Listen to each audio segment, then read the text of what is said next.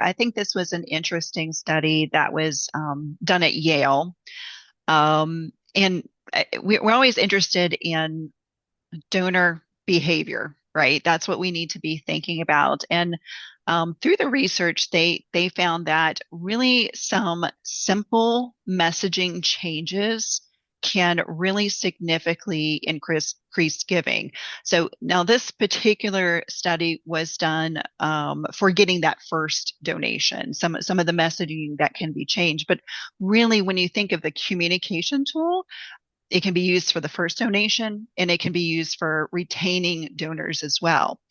But some of the basically the recommendations that they had from this particular study were like making sure that with your communications that you are communicating how your work solves real issues, not just the problems that you face, but you're in the business of solutions.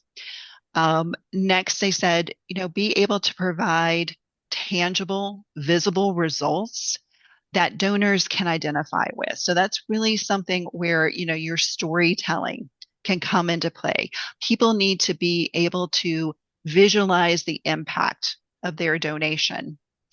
And the other thing that I found interesting about the study is it talked about motivational language being aligned with the donor's values. So, for instance, this particular study, a lot of the study was done with environmental organizations. And they found that language, typically you might have like a give now button or something like that. They used a give and learn button. And that give and learn was so much more successful than just the give now. So if you can think about the type of people that are interested in your organization supporting you. Maybe people are looking to be a part of a community, things like that, to engage with you emotionally. Maybe some of the language is, join our community champions, become a part of something bigger. So just, kind of thinking about the language that you're using to attract and retain these new donors. And this kind of aligns with the next tool that I'm going to be talking about, because you do need to be thinking about, okay, if I am going to be asking people to give again, we're not concerned about that first gift. Now we want them to become a recurring donor, give in the future. What are the ways that you are showing gratitude? So we're just kind of talking about, well, nonprofits, identifying problems and coming up with solutions. So, so this particular tool that I'm going to be talking about is a tool that our customers challenged us to come up with. So the problem was, how can nonprofits thank someone personally, but also not be bogged down by the staff time that it takes to do that? So we came up with a tool called Shoutout.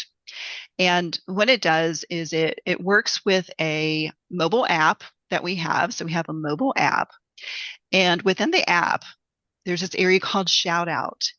And, it's pretty straightforward. It has a list of the donors' names. It has the amount that they've given. So since you are on your phone or your tablet, you can very quickly record a message. Could be a video message. It can be an audio message. Obviously, I think the video is the better way to go. It's more personal, and send it. I mean, it's just as easy as that. But you're creating a unique experience for that donor.